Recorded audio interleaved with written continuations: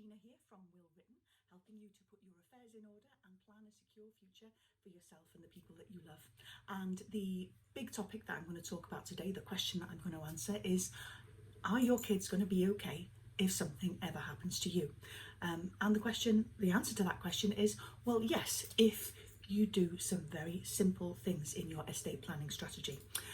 So a couple of things that you really need to consider when you are writing your will with the specific aim of making sure that your kids are going to be secure if they are orphaned before achieving adulthood. The first thing that you've got to do is really consider their financial well-being, and the most important choice that you can make where that's concerned is the choice of executor of your will. Obviously, you and your spouse or co-parent will probably make mirror wills saying, if I die, then you're going to be my executor, and vice versa. But obviously what we're thinking about here is a situation where both of you have gone before the kids have grown up.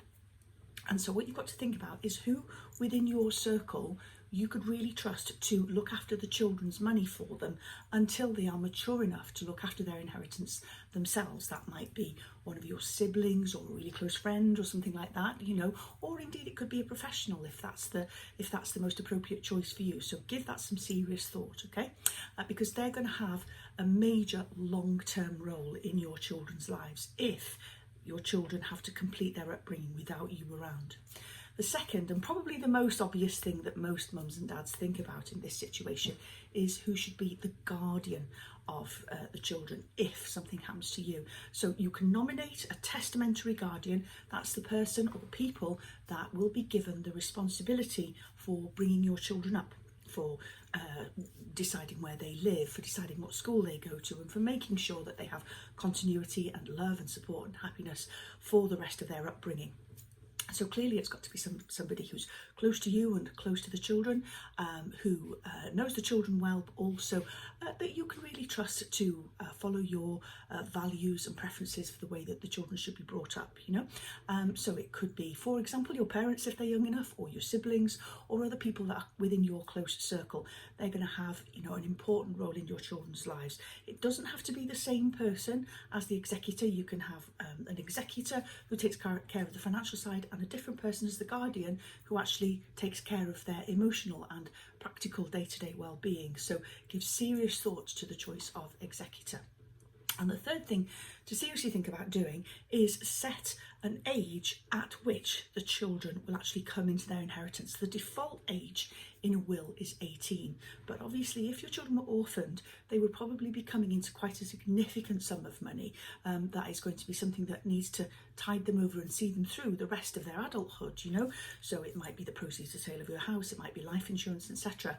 And for a young person to receive that at 18 is a massive burden on them. It's a huge practical worry to take proper care of that money and make it last. But also obviously, you know, kids are kids, they do daft things, and so what I strongly recommend families do is really think about a later age, maybe 21, but preferably 25. Really, mid-20s seems to be kind of a transitional period in the lives of young people, you know, when they really complete their journey into adulthood. And generally in the mid-20s is when young people seem to really come into the fullness of themselves and their ability to take care of their own affairs in every possible aspect. And when you're setting that age limit, in creating your will, what you should also do is just make sure that until that age limit is achieved, that the executor of your will has got really wide powers to distribute the children's inheritance to them as appropriate, so that it can be used for their education, for their maintenance, for their long-term benefit, etc. So that, for example, your life insurance, etc., can be used for their upbringing, you know. Which brings us to one final related but not directly will associated matter, which is seriously, obviously, give some serious thoughts to taking out some life insurance. Life insurance, I've said this before and I'll say it again, is a fantastic return on your investment. You know, the amount of proceeds that you get in return for very modest monthly premiums is really very, very generous and pairs very favourably with, for example, saving and that kind of thing. So it's always a wise investment, and of course it will be a fantastic thing for your children to fall back on should the worst ever happen. Now, You may be thinking that all of this is quite sort of theoretical, I know it could never happen to us, etc. But let me tell you from experience that it does happen to people. You know, only a couple of years ago, I handled a probate matter on behalf of a young woman of 15 whose parents were killed in a house fire when she happened to be away from home that evening. She was at a sleepover with friends, etc. Now, that is the most appalling tragedy to go through in your teenage years. Her parents had not made any kind of estate planning decisions whatsoever, because of course we don't expect these things to happen to us. Now, what I have to say to you is that the knock-on effect on that was that after their deaths, in the immediate aftermath, life for this young girl's immediate family who were taking care of her was made more complicated as a result of the lack of a will. For example, no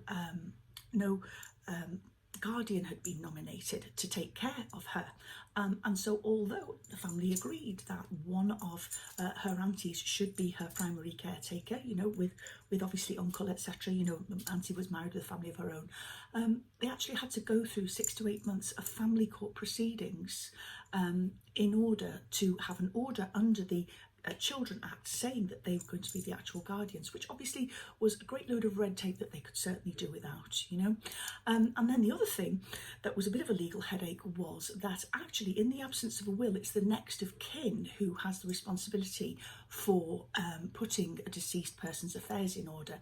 Now, in this situation, the next of kin was actually my client, the young girl, and she's underage and not actually legally able to become the administrator of her parents' estate, and so we had to go through yet another lot of hoops to jump through legally to make sure that her aunt and uncle who were taking care of her could actually handle that role on her behalf. Now, if her mum and dad had just taken maybe half an hour on the phone talking to a lawyer and going, right, this is my executor, this is my guardian, I want my estate left to my spouse if something happens to me, to my daughter if something happens to us both, but she's not to get her money until she's 25, and, you know, my chosen executors are going to take care of her money for her and make sure that it's used in her best interests until that age. If they just ticked off that simple little chore off their to-do list, none of those immediate headaches after their passing would have needed to be dealt with, and that would have just made that young girl's life just that little bit less difficult at a time when she was going through serious trauma. So, mums and dads, I hope that this information was useful for you, and if it's something that you want to pursue further, do please go on over and explore the website and look at some more information as to the types of wills that you can use. You can go from the very simplest through to the most robust according to the circumstances that you're in. And of course, do feel free to give me a call and ask about your specific situation and get some bespoke advice. I'm always available at the end of the phone on 0151 601 5399. Lovely to talk to you again. Thanks again. Take care now. Bye-bye.